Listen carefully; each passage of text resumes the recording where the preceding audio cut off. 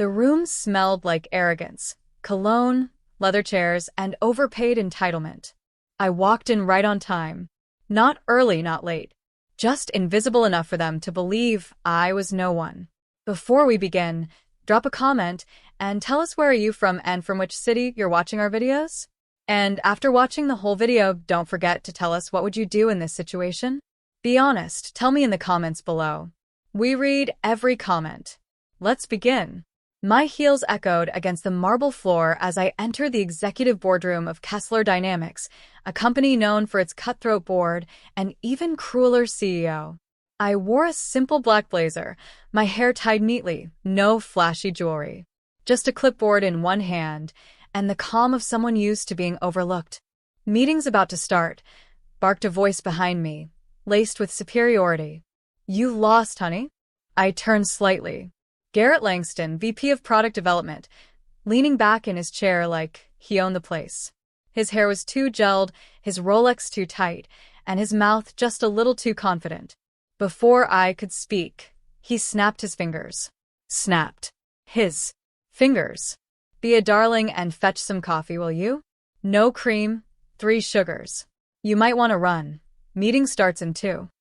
The room chuckled. Not a belly laugh, no, it was worse than that. It was the smug kind, the kind that says we know exactly where you belong. In the corner. With your mouth shut. Taking notes. Or bringing beverages. I smiled. Just slightly. Not because I was humiliated, but because I'd seen this play before.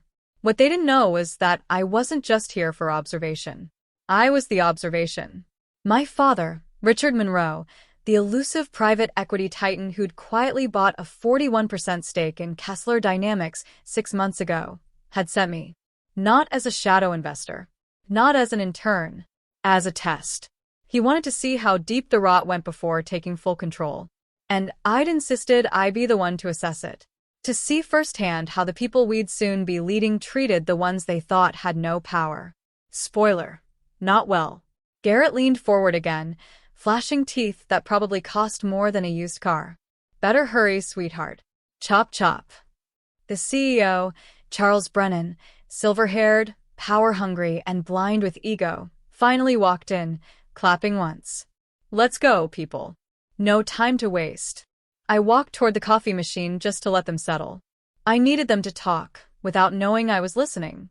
"I swear to God," Garrett whispered to the man beside him, "HR sends us another one of these interns with a diversity quota and no brain. I'm walking."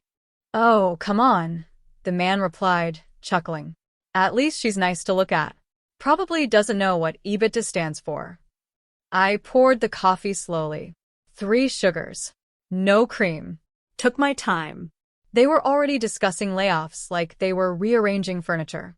One guy pitched firing 20% of the customer service staff to impress shareholders. Another wanted to quietly slash maternity leave benefits to reduce HR liabilities. These weren't just businessmen. They were cowards dressed in custom suits. I walked back in. Instead of handing the coffee to Garrett, I placed it on the table in front of an empty chair. The chair at the head of the table. Charles Brennan blinked. "Excuse me. Miss, you're in the wrong seat. That's mine." I looked him dead in the eye and set my clipboard down. "No, Mr. Brennan," I said, calm and clear. "This seat's mine now." The room froze. You could hear the air conditioning hum. Garrett looked like he'd swallowed his Rolex. I pulled out a folded document from the clipboard. Effective 8 a.m. today, this company's controlling shares have been consolidated under Monroe Holdings. That means my father, Richard Monroe, is now the majority investor. I paused. And this morning, he gave me full proxy authority, which means I'm not just here to observe. I'm here to lead. Garrett's jaw literally dropped. One of the interns choked on their coffee. And Charles Brennan? He laughed. Until I placed the second page on the table. A termination letter, with his name on it. Signed. Sealed. Delivered. The next 2 seconds stretched into a lifetime. "Wait just a minute," he tried. I cut him off with a single raised hand. "No. You wait. You mocked me. You underestimated me. And you let your board rot from the inside out while you counted your bonuses. You ran this company like a country club, not a corporation. I locked eyes with Garrett.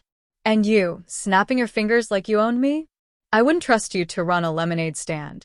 Garrett opened his mouth to speak, but I held up the third document. An investigation. Internal misconduct. HR complaints. All buried. Until now. One by one, I laid down copies of confidential reports I'd spent months gathering quietly, documents only someone with top-level access could have collected. They'd been running their little empire on lies and intimidation. And now, the empire had a new queen. I slid into the head seat, crossed my legs, Sipped the coffee. Now, I said, shall we begin? Silence. Stunning, absolute silence. It clung to the boardroom like fog, thick and suffocating. Garrett still hadn't moved. Charles Brennan's face twitched, as if his brain couldn't compute that someone half his age, dressed without designer flair, just took the very chair he'd ruled from for 17 years. Then it began. You can't just fire a CEO like that, Brennan sputtered. There's process. There are contracts. There were contracts, I said, flipping to the fourth page in my folder, until you voided several fiduciary responsibilities outlined in Clause 3 of your own employment agreement. You manipulated earnings reports, approved massive vendor kickbacks, and you cut corners with labor law compliance so bad, one of our overseas branches is under government review. His lips parted, but no sound. I tapped the paper once. Signed by legal. Approved by the board. Delivered by me. Garrett stood up, so suddenly his chair screeched across the floor. This is a joke. A stunt.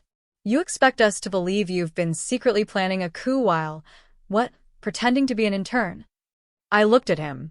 Cold. Controlled. No, Garrett, I said. I wasn't pretending. I was an intern, just like everyone else who starts here. The difference is I had the power to change what I saw. And what I saw was men like you. I turned toward the projector screen. Clicked the remote. Slide 1. Expense reports. Garrett's name. Over and over. Lavish travel. Personal dinners. A $12,000 conference that turned out to be a ski resort with a private chef. Slide 2. HR complaints. Anonymous reports, most filed by junior staffers, female, under 30. Every single one flagged and resolved within 24 hours. Every single one swept under the rug. Slide 3. Supplier fraud. Garrett's signature approving deals where he funneled contracts to his college roommate's failing tech firm at 5 times the market rate. He turned pale. Where did you even? How did you? You think you're clever, I interrupted. But you left a trail so obvious it could have been marked with neon arrows. All I had to do was not look away. Garrett moved to leave. I clicked to slide 4. Security footage. Sit down, I said. Unless you want the elevator to stop at legal on your way out. He froze. Charles was still staring at the table like it betrayed him. I stood. And I told them everything. How I'd started 6 months ago under a fake name, Emily James, with nothing but a laptop and a stack of NDAs. How my father warned me not to intervene. Just observe, he said. But I couldn't. Not when I saw how interns were bullied into staying late with no pay. Not when I saw junior staffers passed over for promotions while senior execs patted each other's egos. Not when I heard a young woman crying in a bathroom stall after being called sweetheart in a budget meeting. You built this company on fear, I said. But fear only works when people feel powerless. I'm here to take that power back. I turned to the others. The quiet ones. The ones who never laughed when Garrett mocked me. Who stayed silent because they didn't want to be next. You don't need to clap, I said. You need to speak up. Because starting today, this company changes. No more silent cruelty. No more unchecked arrogance. One woman, Ava from operations, nodded slowly, eyes glassy. Another man, Joseph, the analytics manager, cleared his throat. What happens now? I smiled. Now. I walked toward the whiteboard. Wrote one word. Rebuild. Then I pointed at the door. Brennan, your escort is waiting outside. Garrett, You can either resign quietly or face a formal investigation. The evidence is here. Your choice. Neither moved, but both understood. I sat again, and this time I didn't just take the head seat. I owned it. By the time the boardroom door clicked shut behind Charles Brennan and Garrett Langston, a different kind of silence fell. Not fear this time. Shock. Caution. And the stirring sense that something sacred had finally shattered, and in its place, something real might grow. I sat still for a moment, letting the weight of it all settle into my bones. My fingers curled around the armrest. The leather wasn't warm anymore. It was cold, like it hadn't belonged to me until now. I don't expect your trust, I said finally, looking at the 12 remaining executives. Not yet, but I do expect your honesty. So let's start with this. Who here knew about what Brennan and Langston were doing? A few shifted in their seats. Some blinked down at their notes like they'd just remembered a grocery list. Only one hand went up. Ava. Quiet, fierce-eyed Ava. Operations manager. 34. Single mom of 2 boys. I knew her full background because I had read every personnel file in that building before the takeover. But this was the first time I was seeing her. I suspected, she said softly. But I didn't have proof. And when I tried to raise it to HR, the complaint disappeared. Who handled it? Garrett's assistant. And HR said it was a miscommunication. Her eyes didn't waver. I believed them, because I couldn't afford not to. I nodded. You have kids. I get it. And I did. I really did. My mother had raised me alone for 10 years before my father came back into my life. She worked 3 jobs and still couldn't afford the bus fare some weeks. Fear wasn't just a concept to her. It was dinner. So here's the deal, I said. No more disappearing complaints. No more fear. If someone retaliates against anyone for speaking up, they're out. No negotiations. A murmur of relief fluttered through the room. Tiny, fragile, but real. I leaned forward. We have 72 hours before this story hits the media. I'm not hiding what happened today. Transparency is the only way we regain public trust. Joseph raised an eyebrow. You're going public with this? Absolutely. Won't that tank our stock? Maybe in the short term, I said. But you don't rebuild trust with silence. You do it by burning the rod in daylight. And that's when my phone vibrated. Dad. I stepped into the hallway to take the call. You went public already? His voice was low, stern. I'm going to, I said. The company deserves it. A pause. Then, you sure you're ready for the fallout, Em? I've been ready for 6 months. Another pause. Then, finally, the thing I hadn't realized I needed to hear. I'm proud of you. I swallowed. My voice was quieter now. I didn't do this for pride. I know. That's what makes it matter. He hung up. When I stepped back into the boardroom, Ava stood waiting. Everyone else had gone, giving us a moment alone. You were brave in there, she said, eyes searching mine. But brave doesn't always mean safe. I nodded. I'm not looking for safe. She stepped closer. There's something you need to know. A pause. She glanced around and lowered her voice. Garrett, he wasn't working alone. My stomach twisted. Who? She hesitated, then said one name. Talia Nguyen, Chief Strategy Officer. Quiet. Polished. Never once raised her voice or got her hands dirty. She was the last person anyone would suspect, which, of course, made her perfect. I blinked. You're sure? She signed off on every diverted contract Garrett pushed. She even restructured finance to bypass audit flags. Garrett may have been the face, but she was the brain. I breathed in. Slow. Focused. Every part of me tightening. Where is she now? In her office. Like nothing ever happened. Of course she was. Of course. I didn't run. I didn't storm. I walked. Controlled. Unflinching. Each step down the hallway felt like cutting through layers of smoke. When I opened her door, Talia was on a call. She smiled when she saw me, like nothing was wrong. I'll call you back, she said sweetly into the phone. Seems our little intern just got promoted. She hung up, and then, with that same calm smile, she said, So, "Shall we talk power, Emily?" Talia Nguyen didn't flinch. she didn't stand. She didn't pretend to respect me either. She just sat there, legs crossed neatly beneath her designer skirt, manicured fingers tapping slowly against the armrest. Calm. Collected, like a chess master mid-game, watching a pawn become something more, and knowing she had already set her trap 6 moves ago. "So," she said, eyes locked on mine, "you're not here to shadow anymore." "No," I said, shutting the door behind me. "I'm here to clean house." She tilted her head. "And let me guess, you think I'm part of the mess?" "I don't think, Talia," I said, walking closer.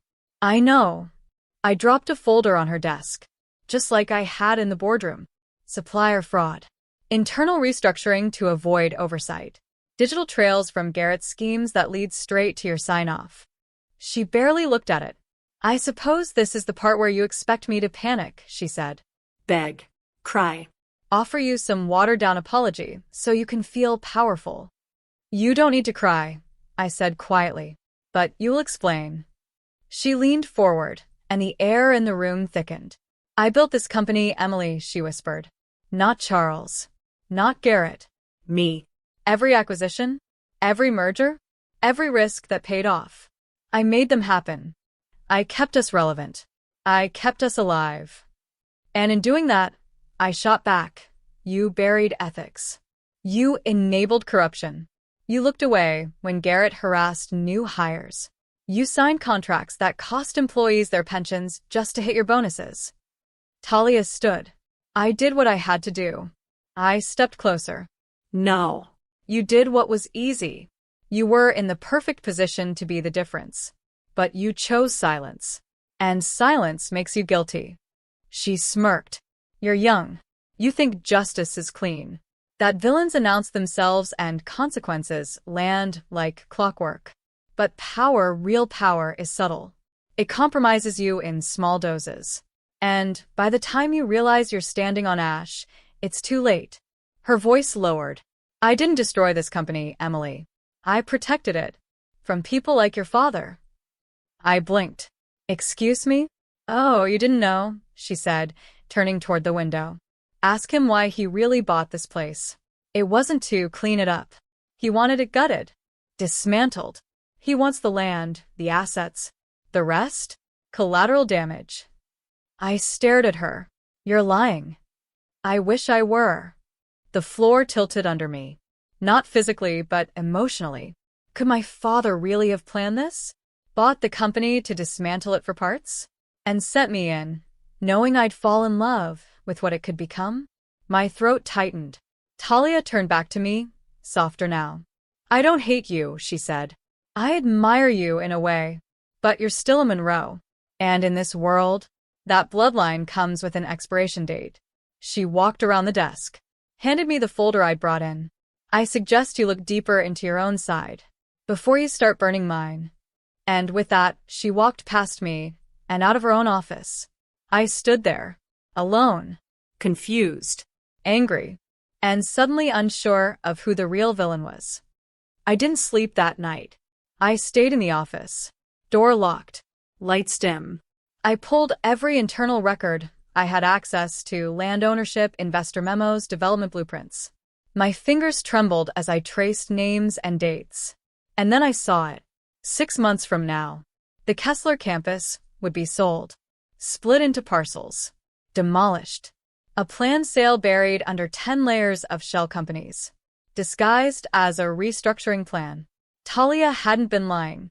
My father never wanted to fix Kessler. He wanted to erase it. I stared at the screen, breath shallow, and I realized something terrifying. This wasn't just a battle between me and Garrett, or me and Brennan.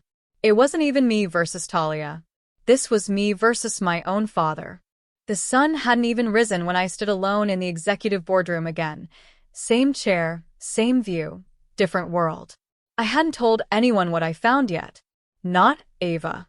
Not Joseph. And definitely not my father. I just sat there, staring at the room that had once mocked me, now mine to command, and felt nothing but pressure in my chest. Heavy, suffocating, like the truth was too big for my lungs. At 7:42 a.m., my phone rang. Dad. I didn't answer. At 7:51, he called again. Still, I didn't answer. But at 8:03 a.m., he walked through the boardroom door. No warning. No assistance. Just Richard Monroe himself, billionaire investor, feared strategist, and the man who once told me bedtime stories about honesty, now standing before me like the villain in a story I didn't know I was in. He looked around the room and smiled faintly. You did it, he said. Took them down in one move. I'm impressed. I didn't smile back. You lied to me. He sighed and walked to the window. I didn't lie, he said. I gave you a job to do. You did it. I opened the folder on the table, the one with the demolition contracts and shell corporations and hidden ownership transfers. I slid it toward him. You were never planning to fix this place. He turned slowly. No. You were going to gut it. Yes. My throat burned. Why? He walked toward me, calm as ever. Because this place was a decaying asset. Brennan ran it into the ground. The board was corrupt. The infrastructure's outdated. The land is worth more than the company. It was a numbers game, Emily. No, I said, voice low. It was a people game. His eyes hardened. I taught you better than to get emotional about business. You taught me to think, I said. To observe. To protect what matters. And what matters, Emily? Over-leveraged stockholders? Employees too timid to speak up? A brand name that's lost 30% value over 3 quarters. What matters, I said, rising to my feet, are the people I worked with. The ones you didn't bother to learn about. Ava, who came in every day at 6 a.m. just to get home in time to cook for her sons. Joseph, who rebuilt the analytics department from scratch with zero support. Interns who gave everything they had just for the chance of a job. You see losses. I see lives. He leaned in, voice colder. And you'll go broke trying to save them. I stepped closer. Then I'll go broke doing the right thing. A pause. Then he laughed, soft, bitter. You sound just like your mother. That made my jaw clench. Good. We stood in silence. The kind that breaks bloodlines. Finally he spoke. So, what now? I picked up the phone. Dialed PR. Prepare a press release. Effective immediately, Kessler Dynamics will not be sold, dismantled, or transferred. He frowned. You don't have that authority. I met his gaze. I do now. I pulled out the final document, the one I signed last night with the board's emergency vote. A change in proxy. My shares, plus enough from staff and mid-level investors who believed in what I was doing, gave me control. Full control. He looked at the signature. Then at me. And for the first time in my life, I saw something flicker in his eyes that I never expected to see. Respect. You just declared war on me, Emily. No, I said softly. I declared independence. By noon, the press had the story. By 4 p.m., I had calls from 3 competing investors asking if I needed support. By 7 p.m., Ava brought me coffee without a word, but with tears in her eyes. The good kind. The kind that says, finally, someone stood up. The headlines read, Investor's daughter takes over broken empire, saves it from her own father. Kessler Dynamics, reborn under young CEO. From intern to powerhouse, Emily Monroe breaks the system. But none of that mattered. What mattered was the look in Ava's eyes. The way the interns smiled without fear. The way no one laughed in meetings anymore, unless it was real. That night, as I walked out of the building and into the city lights, I realized something. They once told me, people like you don't belong in executive meetings. They were right. Because I don't just belong there. I run them now. And I'll never let another woman be told otherwise again.